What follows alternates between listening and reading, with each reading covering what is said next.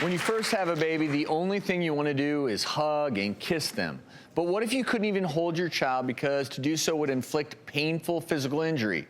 Well, that's the reality for Patrice and Matt. Matt and I got married in May of 2004. When we found out we were pregnant, we were super excited. I was 37 weeks pregnant, and it all of a sudden just hit me. I haven't felt him move in a long time. We met at the doctor's office, and I said, "He's gone, isn't he?"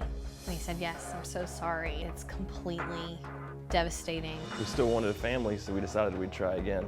And 2 months later, I found out I was pregnant with our second child.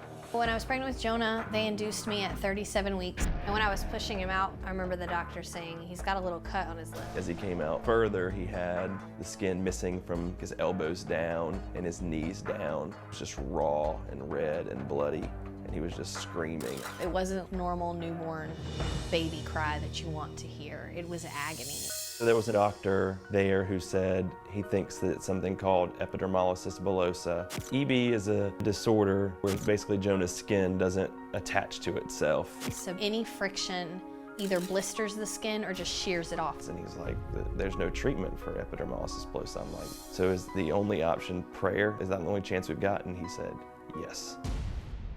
On a daily basis, Jonah can't go to the bathroom by himself. He requires dressing change 3 to 4 times a week. There's no part of his body that doesn't blister. I have to take suture scissors and physically cut those blisters so that they can drain.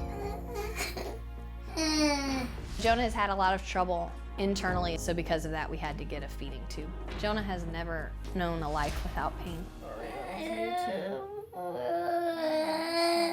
It's hard to balance, you know, being that compassionate, loving mom and then being the nurse who has to get the job done. You learn to be strong because you have to be, and you turn a lot of that emotion off.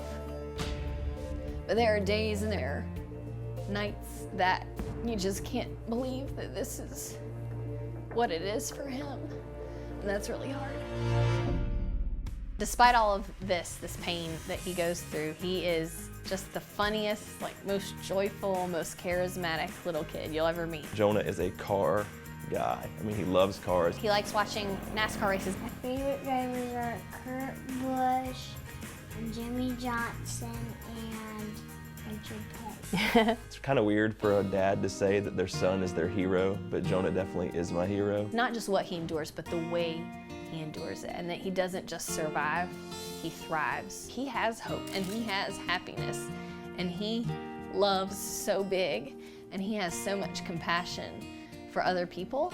I realize that it's because of EB, he is able to touch so many people and give them hope. And join us now, Jonah's parents, Patrice and Matt, along with dermatologist Dr. Sonia Batra. And first of all, what a wonderful boy you all have. And I know you've been through so much with him.